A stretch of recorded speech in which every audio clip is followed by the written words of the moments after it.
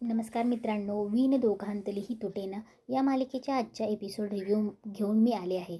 चला तर मग मी तुम्हाला आजच्या एपिसोडची संपूर्ण स्टोरी सांगते. तर आजच्या भागाची सुरुवात होते जिथे स्वानंदी आणि समर दोघे मंदिरात असतात. स्वानंदी मंदिरात सतत समरकडे बघत असते. हे पाहून समर तिला प्रेमाने बोलतो, अहो काय हो, बस झालं आता आता जरा देवालाही अटेन्शन द्या, नाहीतर तो रागे भरेल. यावर स्वानंदी देवाला नमस्कार करते आणि पटकन ते दोघं मंदिराला फेरी मारतात. दोघे मंदिरातून बाहेर येत असताना समर विचारतो, काय स्वानंदी मॅडम, काय चाललंय? तेव्हा स्वानंदी रुसून बोलते, नाही मला तुमच्याशी बोलायचं नाही आहे, मला राग आलाय. समर कारणाचा शोध घेतो. अहो का असं विचारतो. स्वानंदी सांगते, अहो मी तुम्हाला रात्री किती फोन केले पण तुम्ही एकही फोन उचलला नाही. समर आश्चर्याने बोलतो, तुम्ही आणि मला फोन केला? दोघेही आपापला फोन काढून तपासतात पण कोणाच्याही फोनवर कोणाची कॉल हिस्ट्रीमध्ये आलेला नसतो. स्वानंदी आश्चर्यचकित होऊन विचारते, असं कसं होईल, फोन आला नाही? समर तिला समजावतो, जाऊ द्या एवढं टेन्शन नका घेऊ, काहीतरी ग्लिच आला असेल. पण स्वानंदी चिंतेत म्हणते, ग्लिच? आणि असं दोघांच्या फोनवर? नाही नाही, मला तरी असं वाटतंय ना, आपण याचं कारण बघायला हवं. मी ॲटलिस्ट तुम्हाला रात्री कोणत्या वेळेला फोन केला आणि त्यावेळी तुम्ही काय करत होता हे सगळं तपास करूया. समर तिला शांत करत म्हणतो, राहू द्या हो, नको ते आता.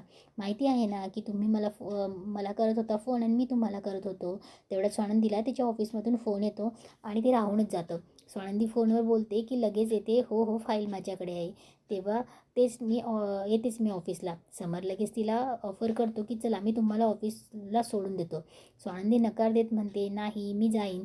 समर बोलतो, मी म्हटलं ना मी येतो म्हणून. स्वानंदी त्याला समजावते की अहो तुम्ही वेगळ्या दिशेला, मी वेगळ्या दिशेला, ऑल द वे तुम्हाला उलटं यावं लागेल, उलटं पडेल. समर बोलतो की मी येणार आहे बस. स्वानंदी शेवटी बोलते की बरं. मग ते दोघं जाऊन गाडीत बसतात. गाडीत बसल्यावर ते दोघं एकमेकांकडे बघत असतात, लाजत असतात. समर बोलतो, स्वानंदी मॅडम. त्यावर स्वानंदी त्याला टोकते, नाही किती वेळेस सांगितलं तुम्हाला स्वानंदी मॅडम बोलायचं नाही म्हणून, स्वानंदी म्हणायचं. समर बोलतो हसून की मला असं एकाने एक सवय नाही होणार. स्वानंदी बोलते, नाही लॉक करून घ्या तुम्ही आता. त्यानंतर समर प्रेमाने विचारतो, काय हो कशा, हे आपलं अबोला वगैरे सोडून द्या हं, हे कधीच नाही धरायचं. खूप मिस केलं मी तुम्हाला. स्वानंदीसुद्धा कबूल करते, मीही तुम्हाला खूप मिस केलं. समोर विचारतो, मग? स्वानंदी त्याला सांगते, मला पटलंय तुमचं. समोर उत्सुकतेने विचारतो, काय पटलंय? स्वानंदी हेच बोलते की स्पेस वगैरे दिल्यावर प्रेम वाढतं. रोहन आणि अधिराने एकमेकांसाठी स्पेस घेतली आणि अधिराला तिचं प्रेम कळलं आणि ती गेलीसुद्धा. समर त्यावर सहमत होत बोलतो, तेच हो, कधी कधी एखाद्या वेळेस ना आपला स्पेस हवा असतो. सारखं त्याच व्यक्तीला नाही वाटत, कधीतरी थोडं समोर गेल्यासारखं. पण त्याने असं काही नाही होत की कायमचं नातं तुटून जातं, असं नाही आहे. स्वानंदी कौतुकाने म्हणते, मला पटलंय. समर बोलतो, बघा बरं, पटलं ना तुम्हाला माझं? स्वानंदी हसून बोलते, हो तसं तर मला तुमच्या सगळ्याच गोष्टी पटतात. स्वानंदी आणि समर एकमेकांकडे बघत असतात आणि स्वानंदी लाजतही असते. इकडे अधिरा तिचे लॅपटॉपवर काम करत असते तेव्हा मल्लिका तिला फोन करते, काय बाळा कशी आहेस? अधिरा उत्तर देते की मम्मा मी ठीक आहे आता, बोल ना काय म्हणतेस, कशी आहेस तू? मल्लिका विचारते, त्या कशा आहेत? अधिरा बोलते की ठीक आहे आता. म्हणजे आता नंदूताई आली आहे ना मम्मा, तुला सिरियसली सांगते, नंदूताई येऊन आईंना इतक्या लहान मुलासारखं हँडल करतात ना, बस मग आता ठीक आहे, आता टेन्शन नाही आहे. मल्लिका विचारते, काय वय असेल त्यांचं? माझ्याच वयाचे असतील ना, तरीही लहान मुलांसारखं हँडल करायचं काय अर्थ आहे याला? अधिरा बोलते, काय करणार मम्मा, पण ठीक आहे ना. मल्लिका भरवण्याचा प्रयत्न करतच असते अधिराला, पण बाळा तुलाच ऐकून घ्यावं लागतं ना हे सगळं. मला सांग, जेव्हा त्या तुला बडबड करतात तेव्हा कोणाला ऐकावं लागतं? अधिरा बोलते, मम्मा ठीक आहे ना, बाबा आणि रोहन माझ्या साईडने असतात, बोलतात ते. मल्लिका बोलते, हो पण ते तुझ्या साईडने बोलतात, पण त्यांना ऐकून नाही घ्यावं लागत ना, ऐकून तर तुलाच घ्यावं लागतं ना. मी काय म्हणते डॉल, येऊन जा ना तू, इकडे राहा ना, हे तुझंच घर आहे. अधिरा बोलते, mama what are you saying, असं कसं करू शकते मी? आणि आता नंदूताई आली आहे, ती हेल्प करायला आली आहे ना, आता मला नाही येता येणार. अधिरा बोलता बोलता म्हणते, मम्मा चल बाय बाय, ठेवते मी. आणि म्हणून ती फोन ठेवून देते. मल्लिकाला या गोष्टीचा राग तर येतोच. इकडे स्वानंदी ऑफिसमध्ये असताना मंदाकिनी लगेच तिला फोन करते आणि बोलते, काय स्वानंदी कुठे आहेस? तर स्वानंदी बोलते, अगं आई ऑफिसला. मंदाकिनी बोलते, काय स्वानंदी, अगं सुट्टी टाकायची ना. स्वानंदी बोलते, आई अगं असं कसं अचानक, कशी सुट्टी घेऊ शकते मी, वर्कलोड खूप आहे. मंदाकिनी बोलते, काय वर्कलोड खूप आहे म्हणजे काय? आता आता माझा एवढा पाय मोडला आहे आणि तुम्ही फक्त वरवर येऊन चौकशी करून जातात. बरं घरी कधी येतेस? लवकर ये आणि बघ, जरा लिस्ट सांगते मी, ती येताना घेऊन ये. ती सगळी ग्रोसरीची लिस्ट सांगते स्वानंदीला. पण स्वानंदीला तर समरने संध्याकाळी घरी बोलवलं असतं. समर तिला ऑफिसवरून घ्यायला जाणारही असतो. स्वानंदी घरी जाणार असते तेव्हा मंदाकिनी मध्येच नवीन डाव टाकते. मल्लिकाने सांगितल्याप्रमाणे स्वानंदी बोलते, आई अगं हो, तुझी सांगितलेली सगळी लिस्ट मी ऑफिसला घेऊन येतानाच घेऊन आली आहे सगळं. मी रोहनकडे पाठवते. मंदाकिनी बोलते, पाठवते कशाला, तूच ये ना. स्वानंदी बोलते, आई तेच मी सांगते, मी रोहनकडे पाठवते, मी नाही येणार आज. मंदाकिनी डोक्याला हात लावते आणि बोलते, काय काय काय, तू येणार नाही आहे? आणि मग आता काय मी लंगडत सगळं मीच करायचं का? स्वानंदी बोलते, अगं आई मी येते ना भेटायला. मंदाकिनी बोलते, काय उद्या सकाळी? स्वानंदी बोलते, नाही उद्या सकाळी लगेच नाही, 2-3 दिवसांनी येईल. मंदाकिनी बोलते, मग घरातलं कोण करेल? मग तुझी तुझी आणि ही सून माझी, ती काही विचारपूस करणारी राहिली असती ना तर मला गरजच नसती. कोण करेल सांग ना. मला कोणीच काय आता आता चहाही आणून देत नाही. मलाच सगळं लंगडत करावं लागेल. यावर त्यानंतर स्वानंदी रोहनला सगळी ग्रोसरीची लिस्ट देते.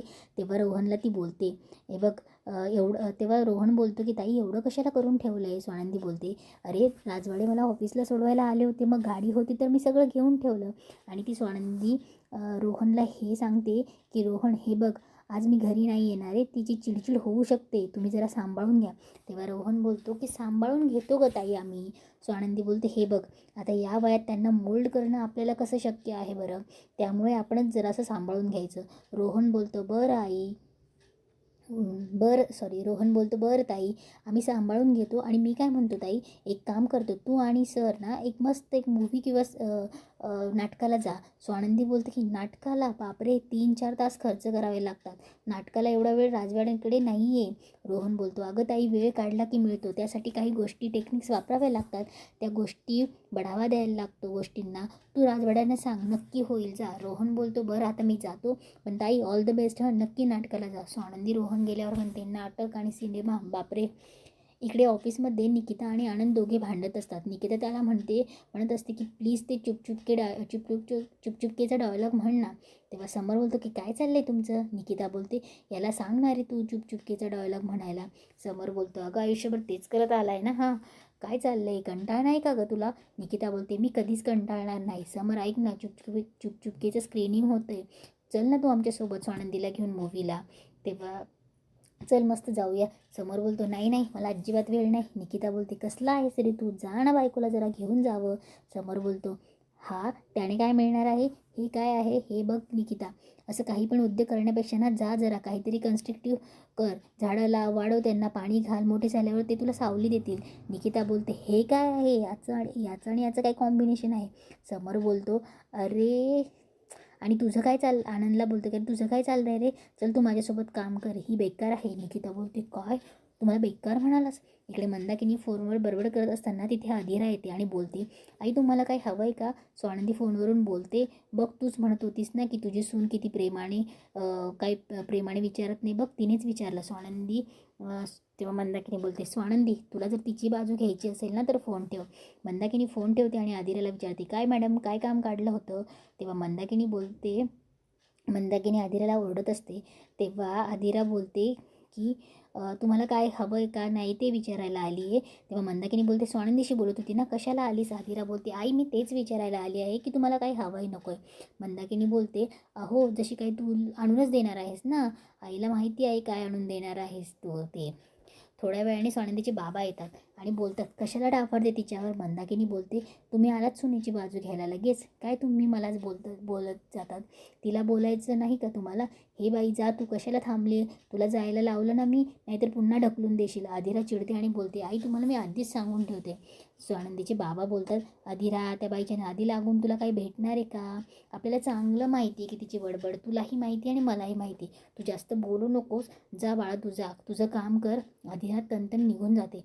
मंदाकिनी बोलते, बघितलं कशी तोऱ्यात गेली ती. चला राजवाड्यांनी वळण लावलं नाही तिला. स्वानंदीचे बाबा बोलतात, पण तुला तिला बोलायची गरजच काय, ती आली होती ना प्रेमाने तुला विचारायला. मंदाकिनी बोलते की काय सून असण्याची जबाबदारी करते का ती, घेते का तिची जबाबदारी? मग मी दुसरं काय मागते, सून सुनेसारखं वागण्यासाठीच तिला सांगते ना. स्वानंदीचे बाबा बोलतात, बस तू बोलू नको, कळलं ना तुझ्या देवाला. तेव्हा ते स्वानंदीचे बाबा बोलतात, देवा वाचव रे या कटकटीपासून. तेव्हा मंदाकिनी बोलते, कसं वाचवणार आहे कटकटीपासून? मी उठली तरच ना मी तुम्हाला खायला प्यायला घालते, मीच वाचवणार आहे, तुमची सून थोडी करणार आहे. मंदाकिनीची बडबड चालूच असते आणि स्वानंदीचे बाबा जोरजोरात पेपर वाचायला लागतात. इकडे संध्याकाळी स्वानंदी घरी येते तेव्हा मंदाकिनी लगेच बोलते, स्वानंदी आलीस तू? स्वानंदी बोलते हो. मल्लिका विचारते, स्वानंदी आलीस तू? तेव्हा स्वानंदी बोलते हो. तेव्हा स्वानंदी हसून बोलते की असं का विचारताय तुम्ही मला? माझ्याच घरी येऊन तुम्हाला आश्चर्य झालं का मला बघून? तेव्हा मल्लिका बोलते की नाही, म्हणजे आईकडे गेली होतीस ना तू माहेरी? तेव्हा ती बोलते की हो, आईला तर बरं वाटतंय, म्हटलं चला माझ्या घरी यावं. मल्लिका बोलते, कशाला आली? म्हणजे आईकडे थांबली असती थोडी 4-1 दिवस, लाड करून घेतले असते. तेव्हा स्वानंदी बोलते, माझे सासरीही खूप लाड होतात, तसं काही गरज नाही मला, माहेरचं कशाला हवं? स्वानंदी बोलत असतानाच मल्लिका मध्येच टोमणा मारते, एवढं काय नवऱ्याचं कौतुक? आम्ही घेतली असते नवऱ्याची काळजी तुझ्या. स्वानंदी उत्तर देते, हो ते पण बरं आहे, पण कसं आहे ना काकू, म्हटलं उगाचच ज्या गोष्टी माझ्या आहेत, ज्या गोष्टी माझ्या जबाबदाऱ्या आहेत त्या कशाला दुसऱ्यांवर ढकलायचं ना आणि टेन्शन करून घ्यायचं. तेव्हा मल्लिका लगेच बोलते की म्हणजे तुला असं म्हणायचं आहे का समरची काळजी, आईंची काळजी मी व्यवस्थित घेत नाही, घर नीट सांभाळत नाही? स्वानंदी शांतपणे बोलते, अरे बापरे, आजींचं तर नावही मी घेतलं नाही. मल्लिका चिडून बोलते, म्हणजे तुला असं म्हणायचं आहे का? स्वानंदी बोलते, नाही अगदीच तसं नाही, त्यात अवघड काय आहे? मल्लिका बोलते, काय? स्वानंदी बोलते, अहो तसं नाही म्हणायचं आहे मला, पण आपण ना याच्यावर डिस्कशन करणं थोडं थांबूया. इतके बोलून स्वानंदी आलीच मी म्हणून निघून जाते.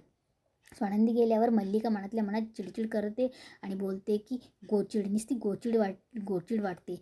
तिची आईने मस्त ठेवून घेतलं असतं 4-8 दिवस, पण नाही ना, काय काय करता आलं असतं. पण लक्षात ठेव स्वानंदी, इथे आल्यावर तुला सुखाचे दिवस भेटतील असं नाही, कारण मी इथे आहे. आणि इथेच आजचा एपिसोड संपतो. तर मित्रांनो, आजचा रिव्ह्यू कसा होता? जर तुम्हाला माझे रिव्ह्यू आवडत असतील तर प्लीज चॅनलला सबस्क्राईब करा आणि मला सपोर्ट करा. व्हिडिओ लाईक आणि शेअर करा. भेटूया पुन्हा पुढच्या व्हिडिओत.